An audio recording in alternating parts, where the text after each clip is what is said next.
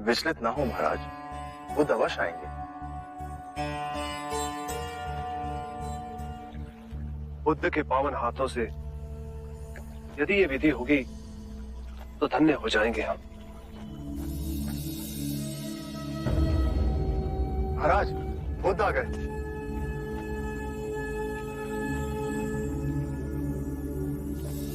प्रणाम। एक विनती है आपसे। कहिए राजन। पिछले कई दिनों से मेरे स्वप्न में मेरे पिताश्री आ रहे हैं।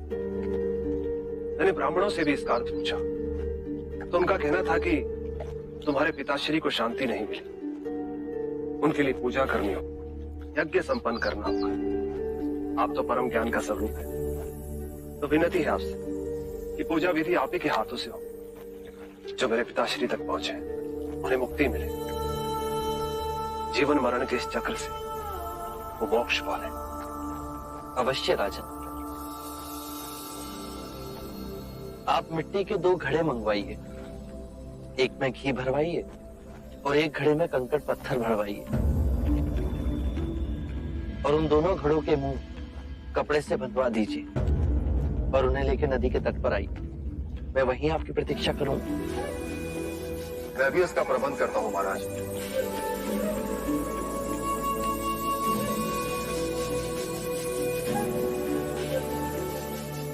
महाराज, अब आप इन दोनों घड़ों को पानी में डाल दीजिए।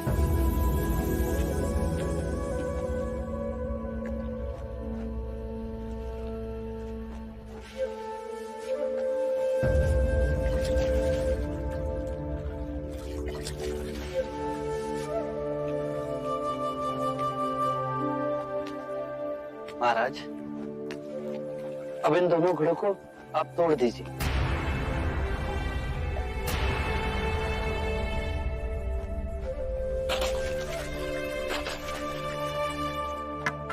महाराज, अब आप ध्यान से देखिए, घी ऊपर उठ पानी पर तैरने लगा।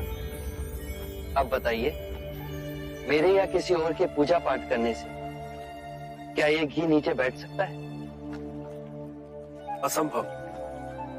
ये तो घी का स्वभाव ही नहीं। सत्य कहा आपने। उसी प्रकार किसी भी पूजा पाठ, विधि विधान, कर्म कांड के द्वारा पानी के अंदर डूबे हुए कंकड़ पत्थर क्या ऊपर आ तैर सकते हैं? नहीं बुद्ध, ये तो प्रकृति के नियम के विरुद्ध है। तो हम प्रकृति से भिन्न कैसे हो? हम भी तो प्रकृति का ही रूप है। सत्य कहा बुद्ध। एक सत्य यह भी है राजन, यदि हमारे पूर्वजों ने अपने जीवन काल में कंकड़ पत्थर बोए, दुष्कर्म किए, तो वो स्वाभाविक ही कंकड़ पत्थर की तरह नीचे बैठ जाएंगे। और यदि उन्होंने अपने जीवन काल में सत्कर्म किए, तो स्वाभाविक ही घी की तरह ऊपर आ तैरने लगेंगे। जो बोएंगे वही काटेंगे।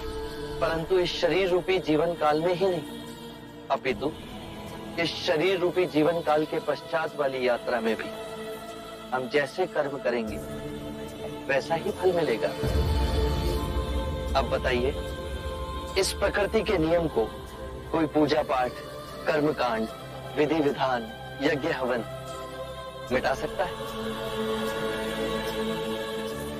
राजन, मैं भी इसको नहीं बदल सकता। केवल अच्छे कर्म ही मनुष्य की मुक्ति का द्वार खोलेंगे। ये कैसी तलवार है आपके हाथ में, जो एक क्षण में सारे झूठ काट केवल ज्ञान को प्रकाशित करती है। ना जाने कितने जन्मों और भटकता में यदि आपकी कृपा ना होती, इस एक क्षण में आपने अपनी अदृश्य तलवार से मेरे अहंकार का सर भी काट दिया। धन्य है प्रभु।